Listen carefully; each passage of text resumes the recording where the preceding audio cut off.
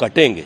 जैसे भारतीय जनता पार्टी अभी तक पूरे हिंदुस्तान को हिंदू मुसलमान के नाम पर, अगड़े पिछड़े के नाम पर, ठाकुर ब्राह्मण के नाम पर, दलित पिछड़े के नाम पर जो बांटती आई है और राज करती आई है, फूट डालो राज करो वाली नीति जो अंग्रेजों वाली भारतीय जनता पार्टी की है, अब नहीं होगी। अब ना हम बटेंगे ना हम कटेंगे। अब इंडिया गठबंधन के साथ में पूरी देश की जनता, पूरे हिंदुस्तान की जनता एक रहेगी और वो भारतीय जनता पार्टी को बांटेगी भी और खंड खंड भी करेगी। कोई योगी की भाजपा होगी, कोई मोदी की भाजपा होगी, कोई शाह की भाजपा होगी। ये बात आपकी सही है कि अब भाजपा बटेगी और कटेगी, लेकिन देश एक रहेगा, नेक रहेगा, आरक्षण के साथ रहेगा, संविधान के साथ रहेगा। सर, भाजपा सांसद जगदम्बिका पाल ने कहा कि सरकार वक्फ संपत्ति बेहतर प्रशासन के लिए एक विधेयक लेकर आई है। इसमें संशोधन किए गए हैं और संयुक्त संसदीय समिति बनाई गई। हम सभी को बुला रहे हैं और विधेयक से संबंधित उनकी चिंताओं को सुन रहे हैं।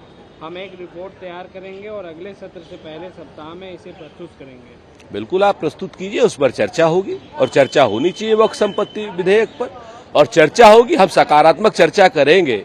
अगर आप उसमें कोई कमी करेंगे तो निश्चित तौर पर हम अपनी बात भी उठाएंगे, बात भी रखेंगे और वक्फ संपत्ति बिल में जो भी चीजें अच्छी होंगी, जो अच्छे प्रावधान होंगे, उनको लाया जाएगा, जिसका हम सकारात्मक रूप से सहयोग करेंगे।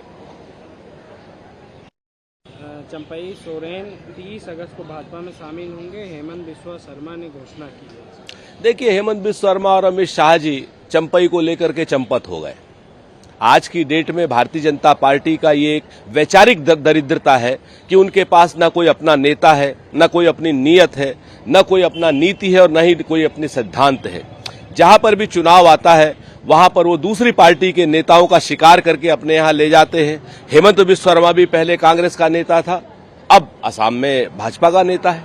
तो इसी तरीके से भारतीय जनता पार्टी में कार्यकर्ताओं की और वैचारिक लोगों की बहुत कमी हो गई है। वैचारिक रूप से दरिद्र हो गई है भारतीय जनता पार्टी, नेताओं के रूप से दरिद्र हो गई है भारतीय जनता पार्टी, इसीलिए दूसरे नेताओं को पोच कर रही है। लेकिन झारखंड की जनता समझदार है।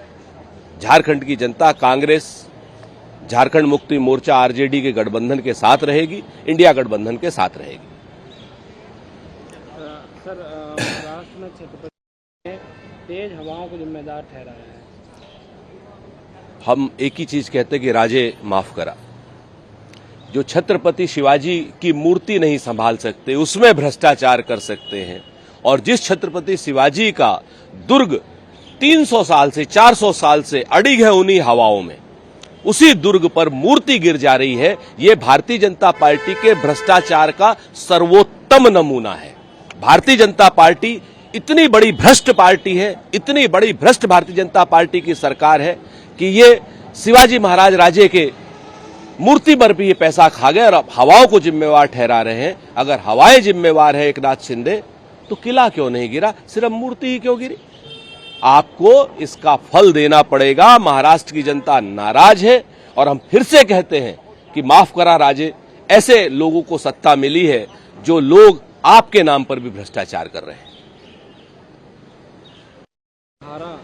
मोदी सरकार का डीएनए है और उन्होंने ये कंगना रनावत के टिप्पणी पर बोला है। देखिए, बहुत स्पष्ट है, भारतीय जनता पार्टी की जो सरकार है उसके डीएनए में कांग्रेस का विरोध है और सरमाएदारी यानी क्रॉनी कैपिटलिस्टों का साथ है। इसीलिए कंगना रनावत हमारे किसानों को आतंकवादी कहती है, कभी खालिस्तानी कहती है, कभी धरने पर बैठे लोगों को देशद्रोही कहती है। और ये खाली कंगना रनावत ही नहीं कहती, भारतीय जनता पार्टी के कम से कम 100 बड़े नेता कहते हैं। मीनाक्षी लेखी भी ऐसी कहती है। ये लोग, भारतीय जनता पार्टी के लोग, किसानों को अपने देश का अंग मानने के लिए ही तैयार नहीं है। अगर अंग मानने के लिए तैयार होते तो किसानों की मांग पूरी कर दी होती। किसान जो है राजपुरा बॉर्डर पर अभी भी बैठे हुए हैं, अंबाला की बगल में, वहां लोग मर रहे हैं, 700 से ज्यादा किसान शहीद हो चुकी हैं। लेकिन इन लोगों ने अभी भी सिर्फ अडानी को किसान मानते हैं। ये लोग, ये मेरे देश के किसानों को किसान नहीं मानते हैं। आने वाले समय में किसान इनको और जवान इनको करारा सबक सिखाएंगे। ठीक।